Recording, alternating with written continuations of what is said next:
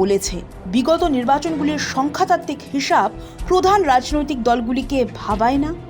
অনেক প্রার্থী পিছিয়ে থেকে শুরু করে ভাবতে থাকেন যে বিগত ভোটের সঙ্গে এবারের ভোটে জনাদেশের আমূল পরিবর্তন হবে। কিছু ক্ষেত্রে নিশ্চিতভাবেই সমীকরণ বদল হয়, কিন্তু ভোটের আগে সে নিশ্চয়তা খুব কম সময়েই পাওয়া যায়। আর তাই 2021 সালের বিধানসভা নির্বাচনে মাত্র 57 ভোটে জয়ী হয়েও বিধায়ক পদে ইস্তফা দেওয়া নিশীথ প্রামাণিক এবার তার পুরনো বিধানসভা কেন্দ্র দিনহাটা পরিবর্তন করে ভোটে দাঁড়িয়েছেন মাথাভাঙা কেন্দ্র থেকে। দিনহাটা কেন্দ্র একটি বরাবরের নজর কাড়া কেন্দ্র। এখানের ভোটারদের যথেষ্ট পরিস্থিতি সচেতন বলা যেতেই পারে। এই প্রসঙ্গে উল্লেখ করা যেতে পারে যে 2021 সালের বিধানসভা নির্বাচনে বিজেপি বেশ কয়েকজন সাংসদকে ভোটের ময়দানে প্রার্থী হিসেবে নামায়।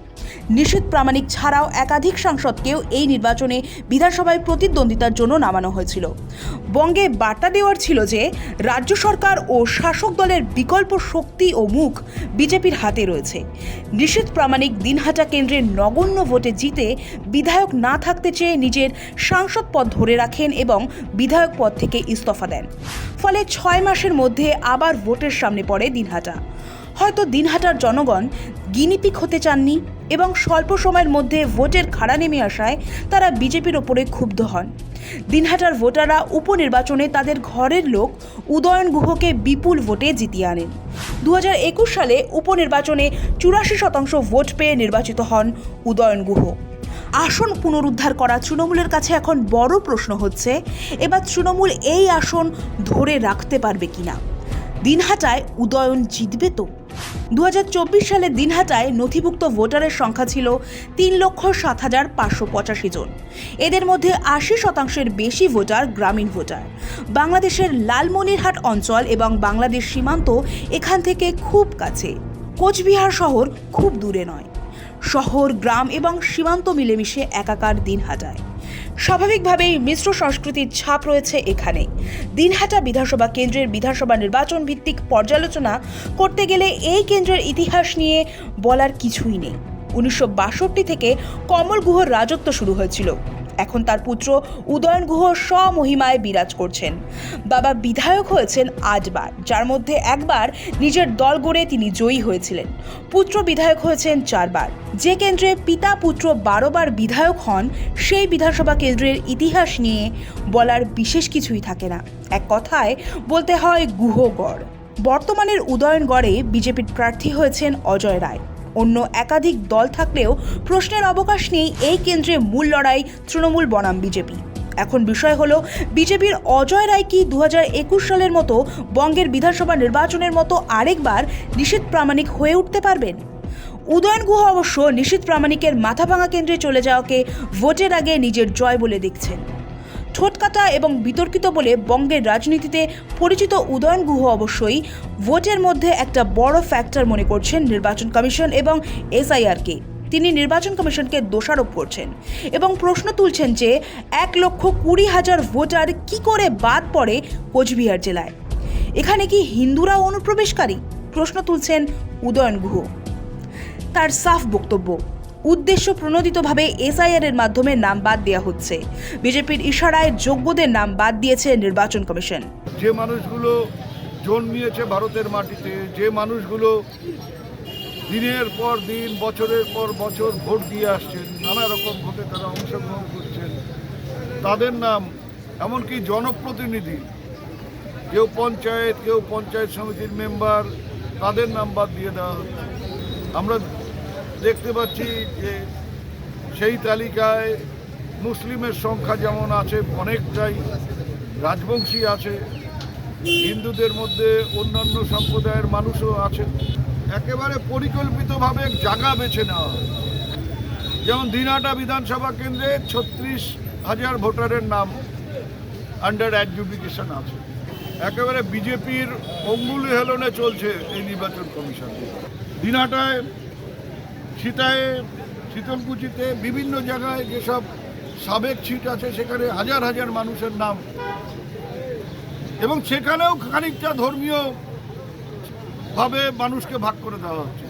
রাজবংশীরা বাদ যায় না, যারা ভূমিপুত্র, যাদের 14 পুরুষের জন্ম হচ্ছে এই মাটিতে, বাবার নাম আছে, ছেলের নাম নেই, ছেলের নাম আছে, বাবার নাম নেই।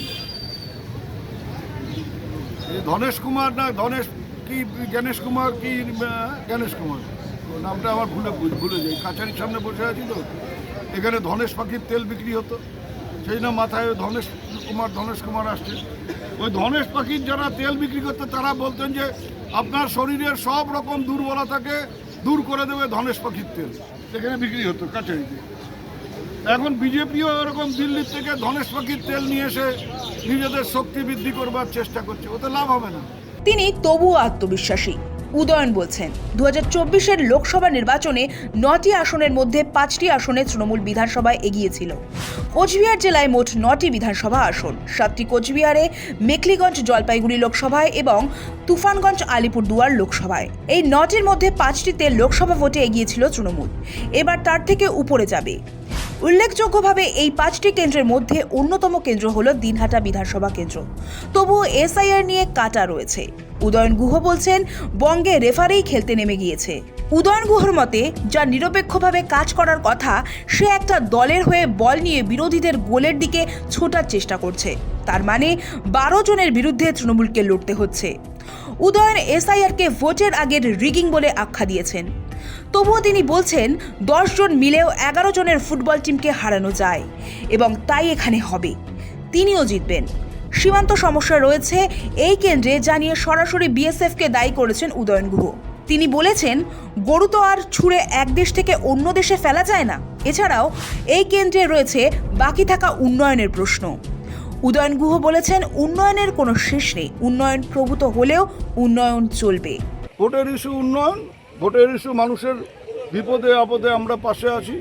ভোটের ইস্যু এসআইআর করে মানুষের অধিকারকে কেড়ে নেওয়ার যে চক্রান্ত হচ্ছে তার বিরুদ্ধে লড়াই আমরা করছি।